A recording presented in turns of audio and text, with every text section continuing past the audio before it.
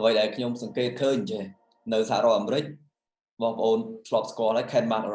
McElroy គឺគាត់មានក្រុមហ៊ុន Property Management គាត់ជា Regional Advisor របស់ Robert Kiyosaki អញ្ចឹងអ្នកដែលទៅជួលផ្ទះគាត់មានករណីមួយនោះបាទពីអ្នកប្តីប្រពន្ធគាត់ទៅជួលផ្ទះ apartment នៅបាទដល់ពេលអញ្ចឹង apartment របស់គាត់ពីអ្នកប្តីប្រពន្ធគាត់ក្រុងជួលតម្លៃក្នុងមួយខែ$650នៅពេលដែលទៅអញ្ចឹងបាទក្រុមការងាររបស់គាត់ជាទូទៅនៅស្រុកទេមុននឹងជួលផ្ទះឲ្យអ្នកណាម្នាក់គេធ្វើការសិក្សាហើយសិក្សានៅសុខភាពផ្នែកហិរញ្ញវត្ថុបាទដោយស្រុកយើងនៅ Ken McElroy បានធ្វើការសិក្សាសុខភាពផ្នែកហិរញ្ញវត្ថុរបស់គាត់ចំណូលចំណាយហើយនិងបំណុលបន្តមកទៀតសិក្សាអំពីអាកប្បកិរិយានៅក្នុងការរស់នៅរបស់ពួកគាត់សិក្សាអំពី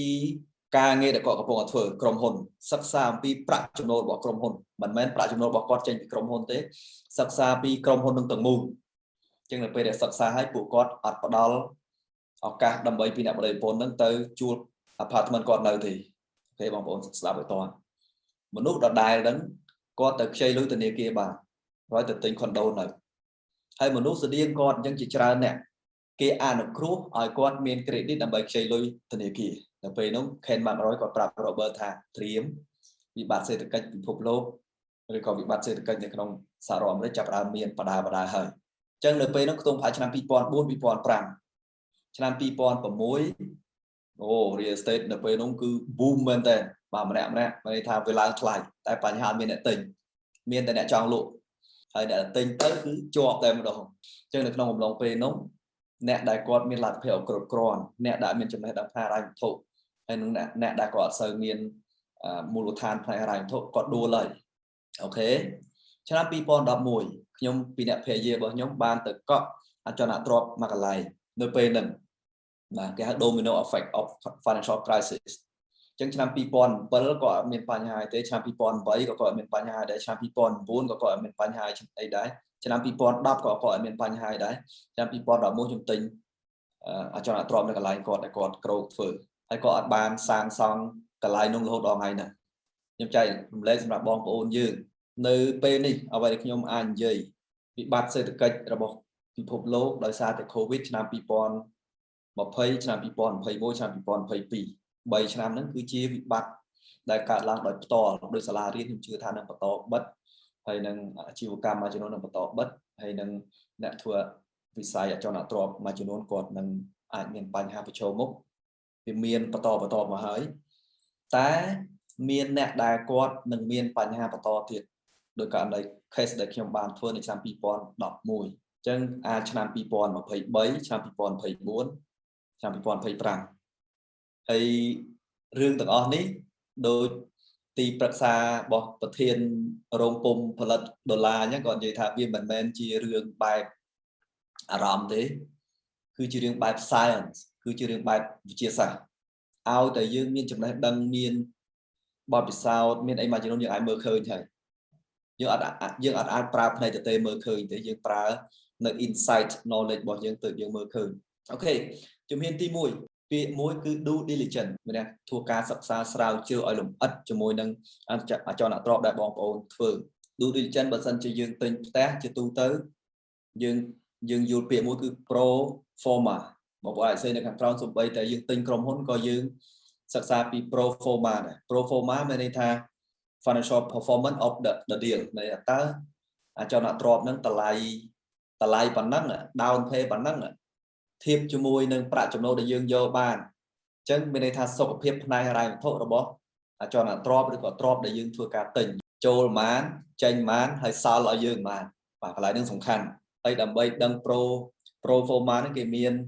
ឯកសាររៀនស៊ីជម្រៅដែរមួយទៀតយើងមាន real estate evaluator checklist ថ្មីនេះខ្ញុំឃើញវណ្ណាគាត់ចុះឈ្មោះរៀនវគ្គតាក់ទងជាមួយនឹងការវិនិយោគអចលនទ្រព្យដល់ពេលអញ្ចឹងបងប្អូនថាវ៉ាវអញ្ចឹងបើសិនជាគាត់មានចំណេះដឹងផ្នែកហ្នឹងខ្ញុំពឹងផ្អែកលើគាត់ no and yes ហេតុអីបងប្អូនមិនអាចពឹងផ្អែកលើអ្នកណាម្នាក់ 100% ទេបងប្អូនត្រូវចេះវិតម្លៃអចលនទ្រព្យឲ្យខ្លួនឯងក្នុងនាមយើងជាអ្នកទិញផ្ទះទាំងនៅខ្លួនឯងទាំងធ្វើវិនិយោគអញ្ចឹង real estate evaluator checklist ខ្ញុំគិតថាចំណេះដឹងហិរញ្ញវត្ថុគឺសំខាន់មែនទែនហើយវាពេលខ្លះយើងពិបាកក្នុងការស្វែងរកចំណេះដឹងទាំងអស់ហ្នឹងដោយសារតែយើងមិនស្គាល់ប្រភពឬក៏កន្លែងណាដែលផ្ដល់ចំណេះដឹងបែបហ្នឹងឲ្យយើងពិតប្រាកដជាក់ស្ដែងដោយកម្មវិធី Cashflow Pro គឺខ្ញុំចូលរួមច្រើនដងមែនទែនតាំងពីស្គាល់លោកគ្រូមកជិត3ឆ្នាំនេះគឺយើងចូលរួមកម្មវិធី Cashflow រហូតចឹងបើរាប់ជាចំនួនដងគឺច្រើនដោយសារតែច្រើននឹងហើយទើបយើងបានន័យថាយើងបានអនុវត្តនៅក្នុង board game គឺជារឿងដែលសំខាន់ដែលយើងត្រូវតែស្គាល់យើងត្រូវតែអនុវត្តឲ្យលេងវាមុននឹងយើងមកអនុវត្តនៅក្នុងជីវិតជាក់ស្ដែងព្រោះ board game យើងអាចខុសយើងអាចត្រូវវាអត់បញ្ហាទេវាអត់ប៉ះពាល់ដល់សេដ្ឋកិច្ចយើងទេតែបើនៅជីវិតខាងក្រៅបើយើងមិនមានចំណេះដឹងគ្រប់គ្រាន់ហើយយើងចេះតែវិនិយោគប្រេះប្រាស់វាអាចប៉ះពាល់ដល់សេដ្ឋកិច្ចរបស់យើងទាំងមូលបាទជាក់ស្ដែងដូចខ្ញុំកន្លងមកអឺពេលដែលមិនទាន់ស្គាល់ board game ធ្វើឲ្យយើងជាប់នៅក្នុងបំណុលជាច្រើនដែលពិបាកក្នុងការដោះបន្ទាប់ពីយើងបានស្គាល់ cash flow ហើយយើងបានអនុវត្តជាច្រើនលើកច្រើនសារយើងអាចដោះខ្លួនចេញពីបំណុលបានហើយយើងអាចទិញទ្រព្យដែលជាក់ស្ដែងទៅតែថ្មីនេះខ្ញុំទិញទ្រព្យមកកន្លែងដែលជាប្រភេទចំណាក់ទ្រព្យដែរហើយខ្ញុំគិតថាវាជាជំរើសមួយដែលល្អដែលយើងបានធ្វើការសិក្សាស្រាវជ្រាវទៅវាមានដៀជាច្រើនដែលយើងបានធ្វើការសិក្សាមើលហើយយើង select បានមួយដើម្បីធ្វើការទិញវាបាទហើយក្រៅពីអចលនទ្រព្យក៏យើងស្វែងយល់អំពីតាក់ទងជាមួយ stock ដែលពីមុនខ្ញុំអត់ស្គាល់ថា stock ហ្នឹងគឺជាអីទេហើយក៏មិនដឹងថាវាវិនិយោគតាមវិធីណាដែរព្រោះវានៅឯខាងក្រៅប្រទេសអញ្ចឹងវាមានភាពលំបាកសម្រាប់យើងប៉ុន្តែបន្ទាប់ពីខ្ញុំបានរៀនអញ្ចឹងទៅយើងចាប់ផ្ដើមស្គាល់ហើយយើងចាប់ផ្ដើមស្វែងរកប្រភពដើម្បីសិក្សាស្វែងយល់ពីវាអញ្ចឹងខ្ញុំជឿជាក់ថាបើសិនជាបងប្អូនចង់ដឹងចំណេះដឹងអីក៏ដោយបើយើងចង់ដឹងយើងត្រូវតែសិក្សាវាឲ្យច្បាស់សិនមុននឹងយើងសម្រេចចិត្តក្នុងការធ្វើវិនិយោគខ្ញុំជឿជាក់ថាទាំងខ្ញុំទាំងបងប្អូនដែលកំពុងទស្សនាប្រកាសជាចង់ទទួលបាននូវភាពរីកចម្រើនផ្នែកហិរញ្ញវត្ថុតែបើសិនជាយើងអត់មានចំណេះដឹងហ្នឹងទេវាពិបាកក្នុងការរីកចម្រើនបន្តិចវាធ្វើឲ្យយើងអាចនឹង